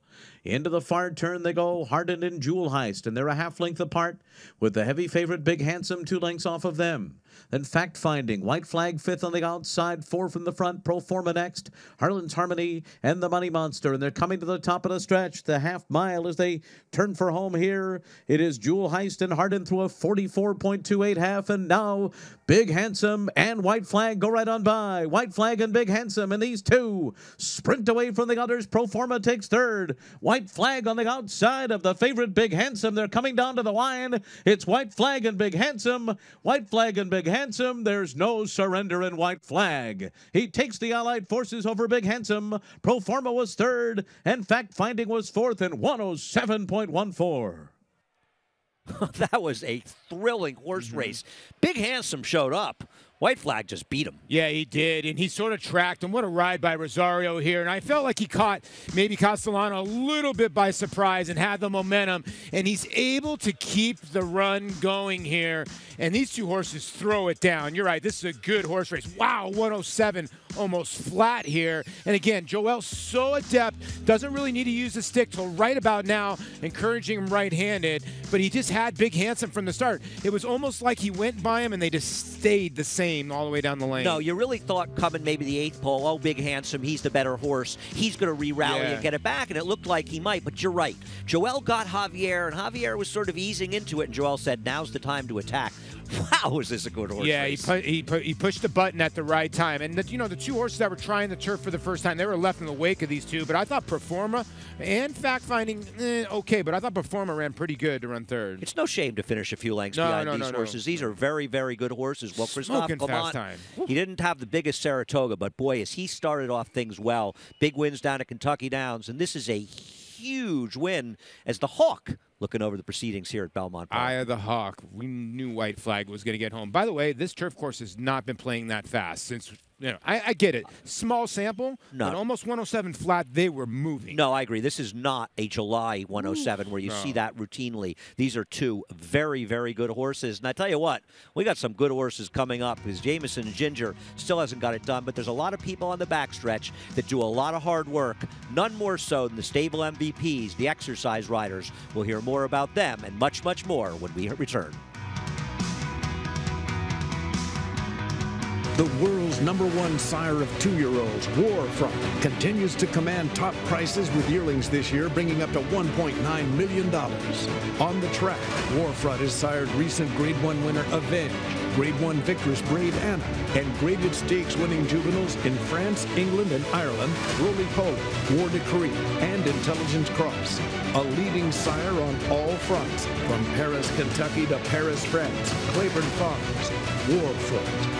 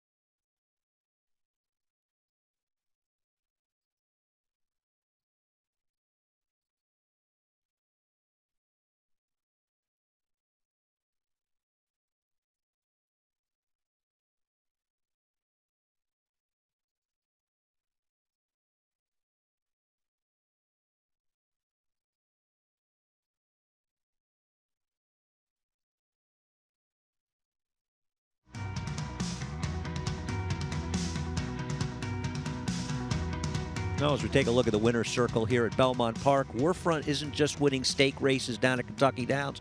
He's winning them at Belmont Park as well. And as we said, a tremendous sire and a tremendous performance from White Flag. Yeah, like you said, the son of Warfront of the Gone West mare, Shared Hope. Mr. Evans, congratulations, breeder and owner here. And wow, they came home fast.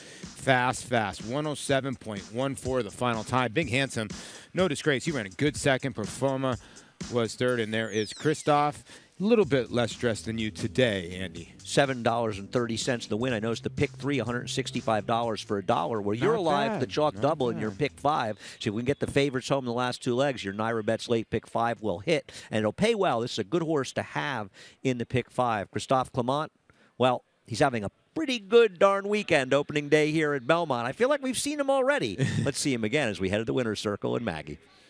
And it's certainly been a good weekend for him in turf sprints as well. And Christophe, White Flag, a horse who's gotten good pretty fast. Yeah, no, he's an improving 3-year-old, very well bred, son of Warfront. Exciting race, and let's enjoy this for a few days. Huh? And 107 and flat is only a 5th off the track record. Yeah, it was leading not training well enough, but I'll work on that. And And you had a very nice weekend at Kentucky Downs as you're going to head there very soon to Keeneland, I'm assuming. But at Kentucky Downs, Lol, she loves it there. Yeah, gosh, she's a top-class filly, very, very nice sprinter. She's also by Wolfont. She was impressive, and I know we had a good week. So let's hope we can keep going at the moment. All right, Christoph, I'll let you run to the sales. I'm assuming that's where you're going. Yes, correct. All right, congratulations. Thank you. And guys, I mean, Warfront killing it here this weekend as far as our show is concerned. Absolutely. And these horses are running well, and Christoph does such a good job with them all. No, he really does, man. He's such a good trainer. Close to the vest. And, yeah, a lot of people going to the yearling sales, and the pick 5 follow along has gotten a little bit better and better now. And you talked about that pick 3. I think it's a sneaky pick 3. Again, a biting star playing a little bit bigger, but I think a lot of people might have singled Big Handsome. Now I think most of the tickets are going to be singling Jameson and Ginger now. Yeah, I mean, this is a situation where it's going to be a balloon payout if Jameson Ginger gets beaten here, and many leaned on him as you did. But the Naira Bets Late Pick 5 is going to be available all September here at Belmont Park. And if you want to play it and you're not in New York State, you got to be a member of Naira Bets. So head on over to Naira Bets to sign up. NairaBets.com, of course, to sign up. Naira Bets Late Pick 5, best bet in racing. It is. It's the best bet in racing. 22,000 yesterday, and was it gettable? I mean, it was tough. You had to come up with one tough horse. But that's been somewhat of the story since this started, is that you got to get 4, and you get 1 at about 8 or 9 to 1. You're going to get overpaid. I want to remind people there's a 10 million point giveaway in the Naira Bets Late Pick 5 at Naira Bets weekends throughout September. Head on over to NairaBets.com. Once again, the stable MVPs, so many people working so hard to make this game go, none more so than the exercise riders, really the unsung heroes of racing. I am an exercise rider.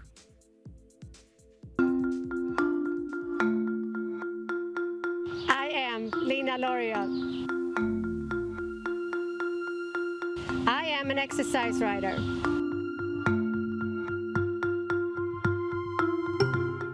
In my first set, I'll get on the horse and we ride around the Shadrow until Shug gives us our instructions. We'll go to the track.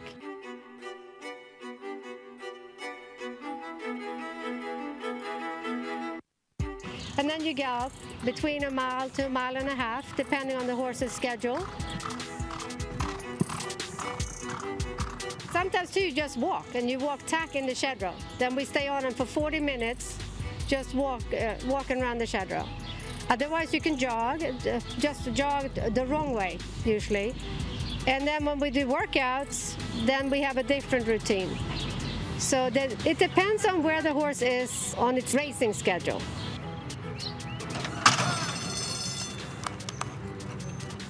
And when we come back, we do the same thing. We'll give him a couple of turns in the Shadrow. And then when I take the tack off, I take my tack to the next horse. The groom is ready, and I'll put the tack on and bring the horse out, and then I'll get right on it. The most talented horses I've ridden, I would say, is Personal Ensign, that retired undefeated, and Lure. He's also, and they both in the Hall of Fame. Lure was a lot of fun because he loved his job, he knew he was good, and he was just very, very fast. It's very exciting. It's never boring. It's always something going on. Every set is different, every horse is different. So I think I like that it's never the monotony of having just a job. Because I'm a mother too, so I have to take care of that part. It's not really a job, it's a lifestyle. We work 7 days a week, so we all get up early and we work. And we're a real racetrack family. My husband is an assistant trainer for Christophe Clement. My daughter is working as a media representative for JJ Toner Stables, and she does his Facebook page. And it's sort of funny that we compete against each other. It's just more horses to cheer for. I think if my parents thought I was going to stay with it, they would not have let me do it. They thought I was going to do it for a couple of years, outgrow it, and then get a real job. But I'm still here, and I still love it. Well, speaking of the Phipps stable and trainer Shug McGay, the number 3 Parade is in the paddock getting ready for race number 9. And last time Parade certainly got things the right way for her as Dylan Davis got it done up in Saratoga. A fast pace in Saratoga. The question is, will she get that same fast pace today? And the competition gets a little bit steeper. Action still to come on Belmont Park Live. Undefeated in sprint competition, Eclipse champion Run Happy captured 3 Grade 1 victories and set blistering speed records at both Keeneland and Saratoga. In the Breeders' Cup Sprint, he dominated the world's fastest runners, going 6 furlongs in a record-breaking 108 and change. The only horse nominated for 3 Eclipse Awards, Run Happy was crowned champion male sprinter, all the while racing 100% drug-free. Champion, millionaire, record breaker, Run Happy, standing at Claiborne Farm. They're off. Los Alamitos Racecourse congratulates all of the connections of Los Alamitos Derby winner West Coast for his sensational victory in the Grade 1 Travers Stakes at Saratoga. Since our first meet in 2014, many of the top stars in thoroughbred racing have raced at Los Alamitos. Who will be next? Join us for the Los Alamitos Fall Thoroughbred Meet. Opening day is Thursday, September 7th.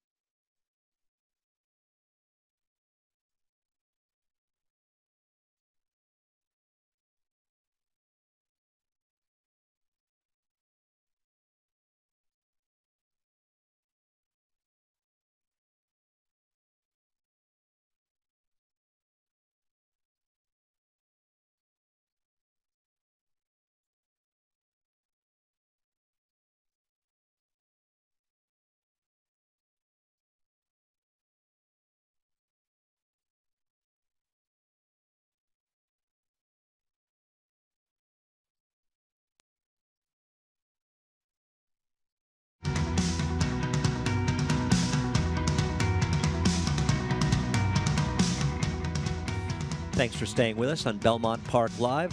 Still have one race left to go in the train station. I may well be at that train station, Paul, before we leave Belmont Park, even today. Best way to get to and from the city, the Belmont Park train station.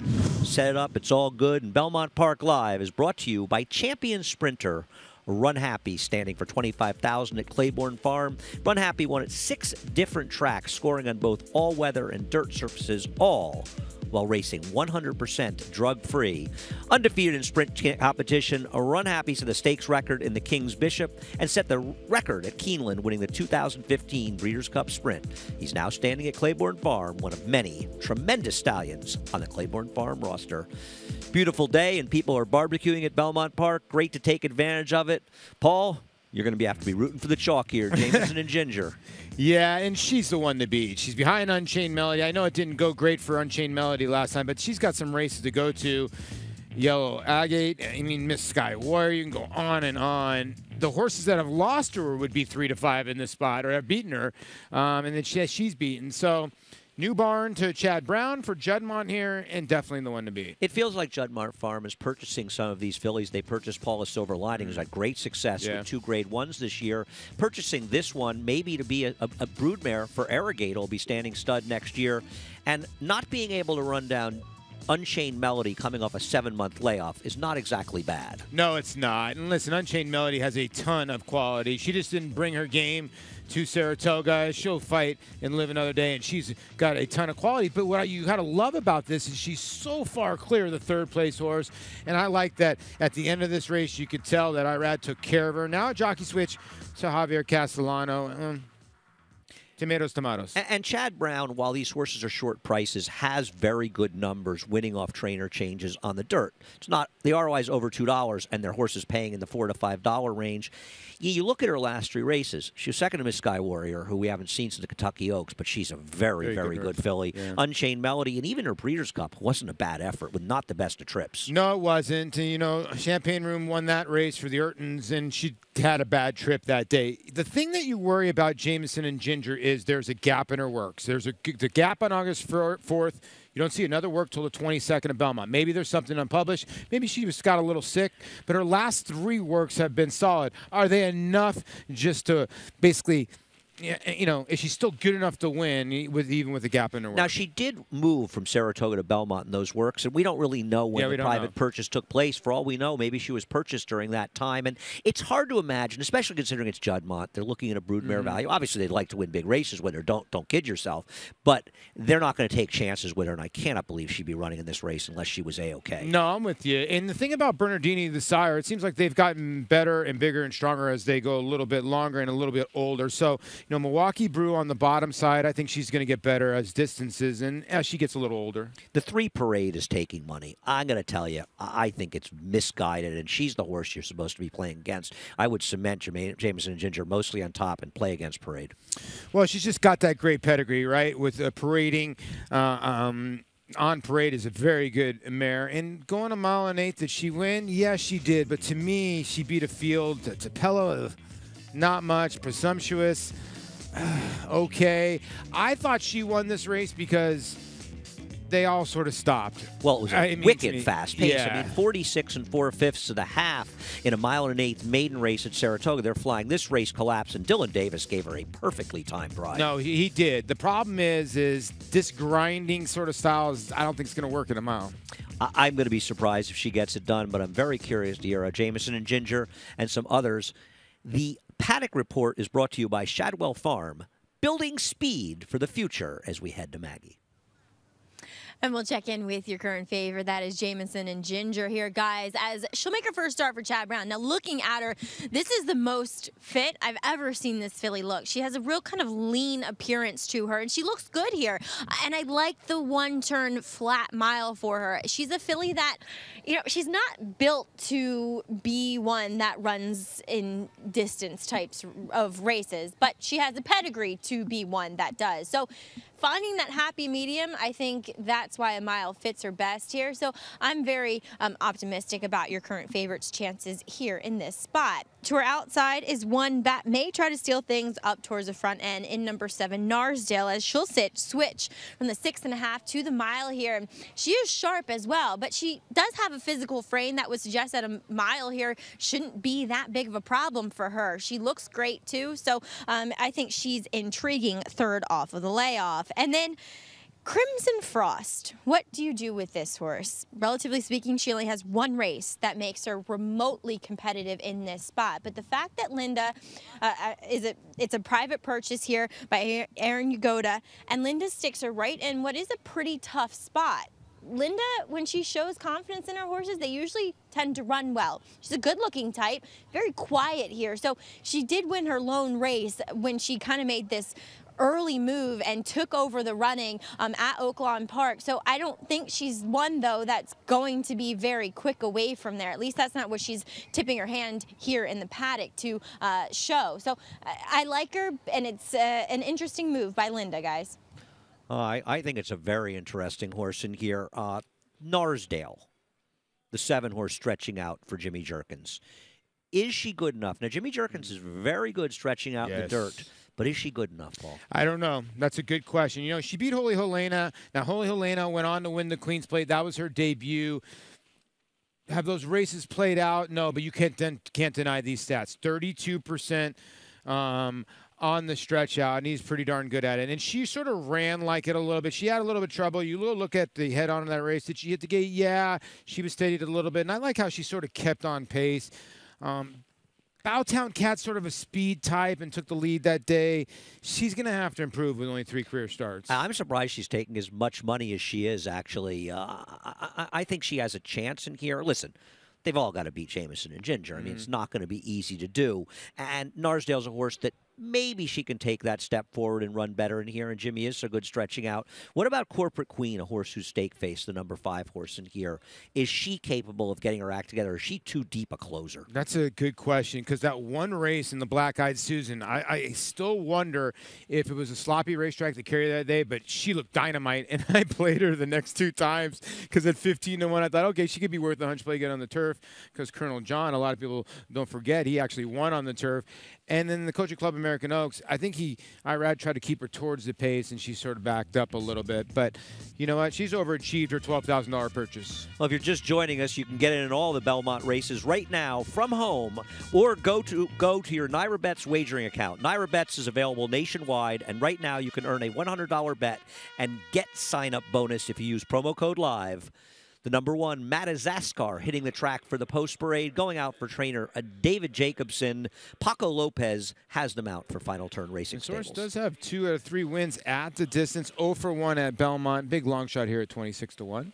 The number 2, Crimson Frost, Aaron Yagoda, Linda Rice, Irad Ortiz. And Linda Rice coming off a giant Saratoga meet. This will be the first start in her barn for this filly by Stormy Atlantic.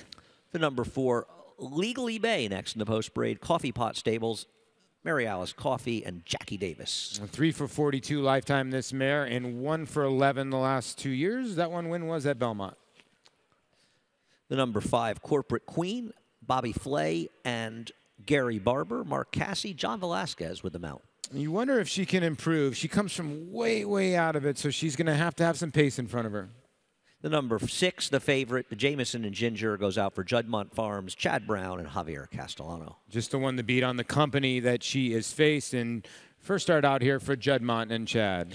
The Phipps Stables Parade, trained by Shug McGay with Manny Franco in the mount. Jimmy Jerkins, tremendous on stretch out with these type of horses, but she's going to really have to improve to beat the favorite.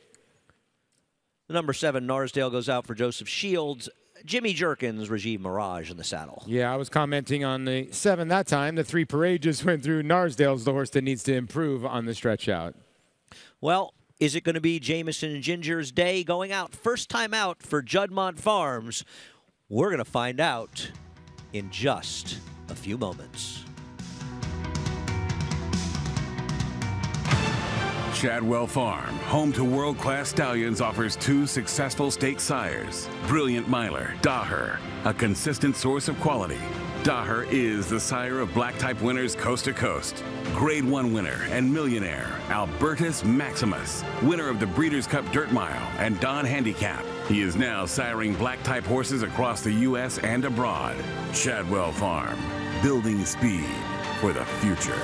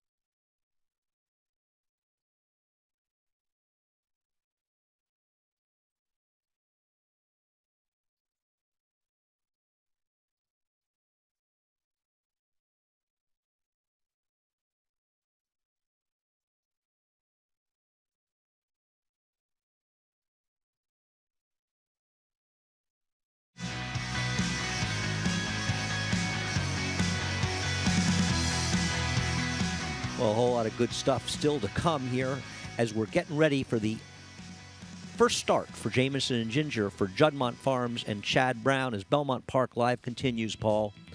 A lot of good stuff heading here. The number 6, Jameson and Ginger. Is she just too good for these? Yeah, she might be. You know, you look at her races, she was behind some really nice horses. Her one win, though, is the worry because it was on a sloppy racetrack. It was a maiden win.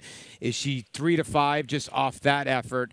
No, I think she's, 3 to 5 off the second to Miss Sky Warrior and Unchained Melody. Now, the 2, Crimson Frost, comes off a nice win at Oaklawn Park. 3 starts back.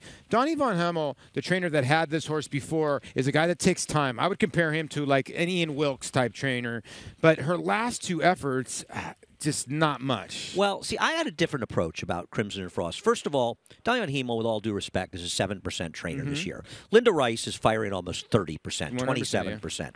Aaron Yagoda, who bought this horse privately, is one of the sharpest owners in the game, and particularly in New York. Last time was in the turf. The time before that was a sloppy track when she was wide against a very strong rail on Kentucky Derby weekend. You look at her race before that in April 12th, the 75 Buyer, chasing a hot pace. It's at least good enough to be second here, isn't it? No, it's not bad. And here's the thing. The Oaklawn Park races, they sort of carried a little bit where the Fairgrounds races didn't. If you look across, the Fairgrounds races really struggled where Oaklawn's meet was stronger, I think, than a lot of people thought. Okay, I see where you're going. Yeah, you could just draw a line through the sloppy racetrack and draw a line through the turf. And like you said, Linda, man, she's good, and she's pretty good with first-time acquisitions, 31%. Okay, Maggie, give me some hope for my long shot special, Crimson Frost.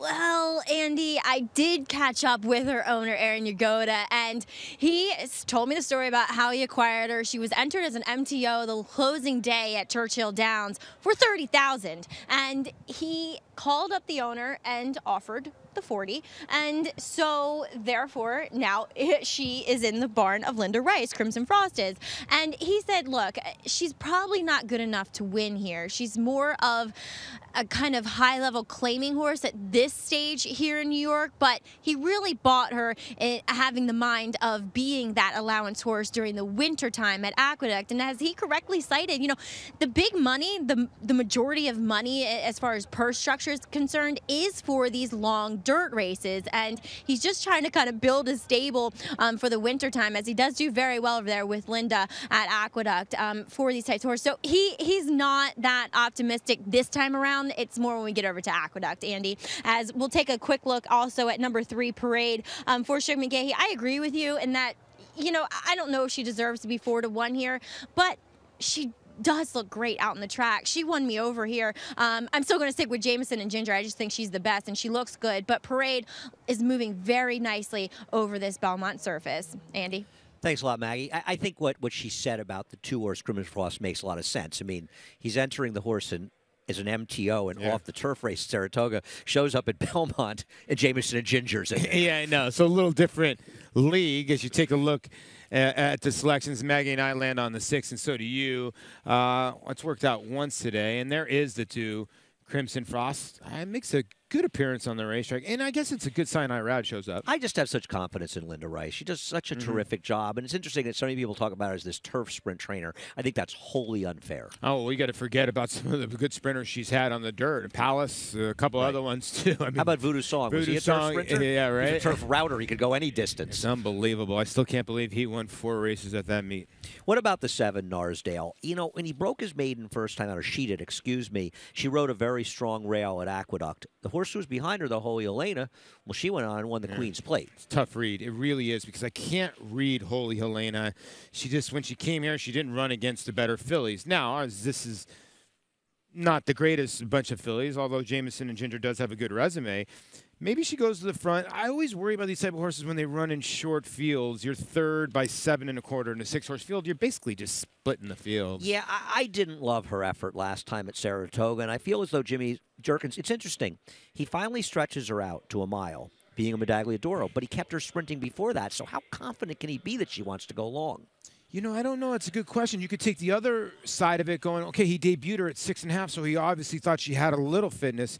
Something must have went awry because she won so nicely and she's just not progressed since. Maybe she can turn the tables today. I feel like this is one of those sort of classic good non-winners of 1 allowance races because you've got, obviously, an outstanding horse in Jameson and Ginger. Yeah. But it's not as though she's running against a bunch of slouches. I mean, Corporate Queen's been keeping very, very good company. You've got Parade for Sugar McGahee. So this is... Jameson Ginger's way the horse to beat, but this is not an easy race. No, it's not, because you're right. The 5 is way overpriced. Should not be 11-1. Been facing probably as good as fillies as the 6. Well, we'll see what happens. It's all in the hands of the starter and our track announcer, Larry Colmus. And the last 2 runners moving into line now. Jameson and Ginger taking her spot in the starting gate. Odds of 3-5 as Narsdale comes up under Rajiv Mirage to complete the line. Goes in. They're all in line.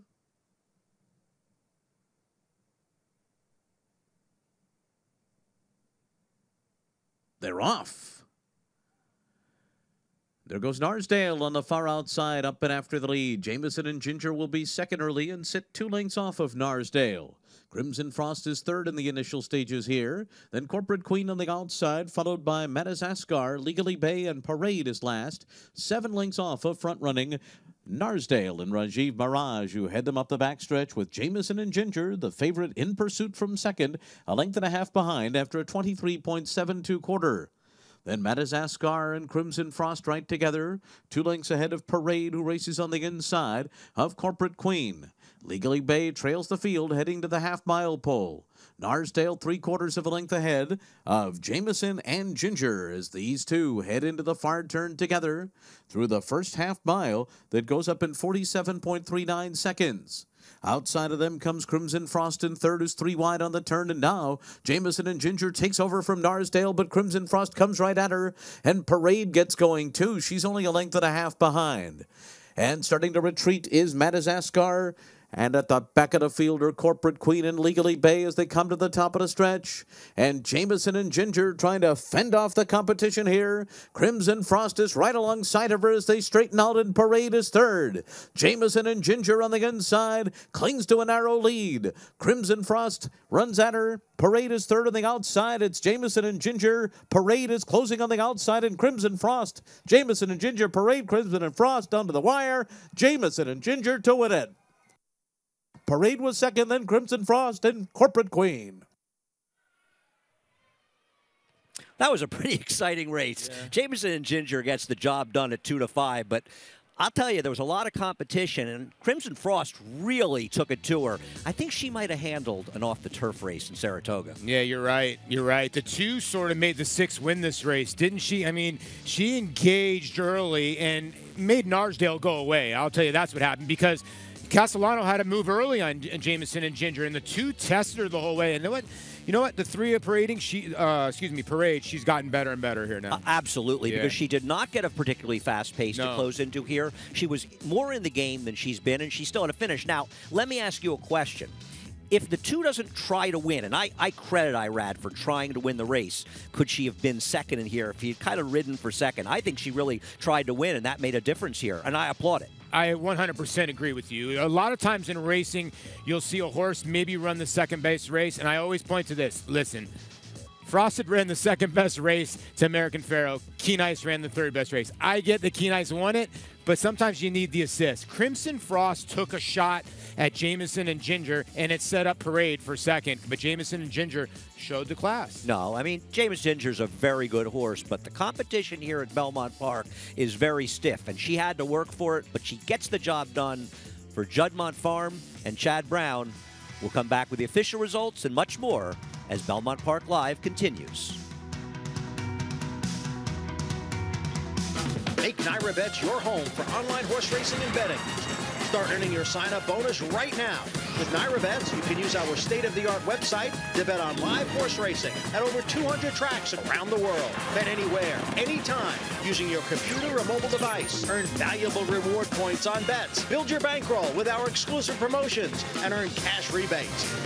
Sign up now at NyraBets.com and start earning your sign-up bonus now. NyraBets, racing's best play.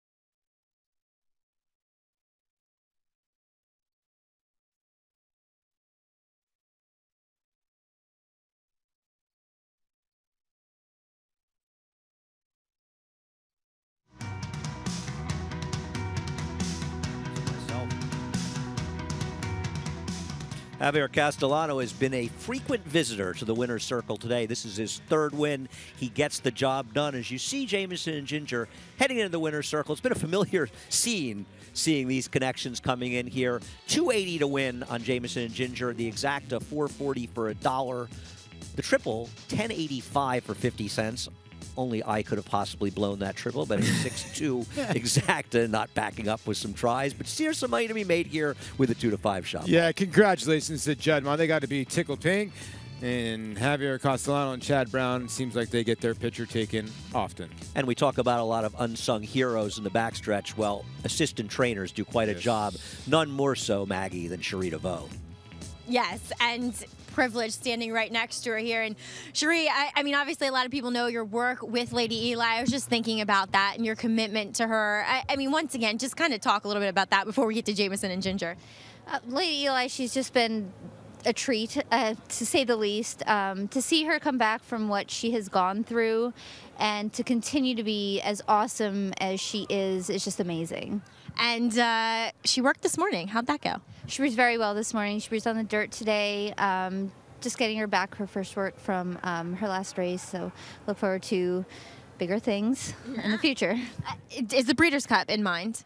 Of course. The end game, of naturally. But Jamieson and Ginger, she ran very well first time for your barn, for Chad Brown and you. And a filly that Judd bought privately from Rudy Rodriguez and the previous connections. Obviously, they are looking for horses to kind of fulfill a broodmare band. She has a decent pedigree as well. Yes, no, she came over to us in really good form. And so just try to continue on with what we were given from Rudy. And a job well done as you get the win here. Congratulations. Thank you very much. All right, Andy. Thanks a lot, Maggie, and nice to see Cherie in the winner's circle. Let's get Paul LaDuca home. $42 investment. You got the favorite, but you know what? You're alive for $559 with a horse who's 4-1 on the board, but likely to be about 2-1 by post time. It shows you no big prices up there, and the favorite is paying $560. Yeah, and hopefully Christophe Clement can stay on his role here with Crazy About Jazz. And real quick about Cherie, she sent out a tweet about Lady Eli talking about how that horse is her world, and it just shows you what an animal can do to somebody. She does a great job, but Lady Eli has a piece of that woman's heart right there. No question about it. Slept in the stall. Want to remind people, the 10th race is still to come, 22 minutes to post. Head on over to the NYRA Now app and see all the good things the NYRA Now app has to offer. You can download it free on your iPhone, your iPad, Android, Chromecast, Roku. It's all available. Do not miss it in HD. Emerald Downs. How about that? If you're NYRA Bets customer, hit any trifecta and split 500,000 points at Emerald Downs. Another reason to be a member of NYRA Bets. There's so many reasons to be a member of NYRA Bets. How about Los Al? 500,000 point, all split, race 5. 10% winner's bonus on their early pick 4 every day of the Los Alamitos meet, which will extend as we head towards Santa Anita. I think they start late September out there. So much good stuff happening today. Great racing. Yeah, great racing. And Los Alamitos with their late pick 4 as well. And if you've never been to Auburn, Washington, they do a breakfast. And I think they should invite Andy Serling there because you know what? They'll make a mug of Andy. There will be an actual coffee mug of Andy Serling. If you go to Emerald Downs, I'm telling you, it's a deal. Ask Joe Withy. He'll get it done. Emerald Downs, a track I am dying to go to. Have you been there? Oh, beautiful. Mount Rainier in the background. Beautiful. Do you have a Paul LaDuca mug you want to share with us? No. Bobblehead. You got a bobblehead? Yeah, somewhere. Well, I want a Paul LaDuca bobblehead. We should have some sort of giveaway to some of our fans for those Paul LaDuca bobbleheads. Want to remind people the Sands Point is coming up next week here at Belmont Park. We're just getting started here. There's 33 racing days left at Belmont Park.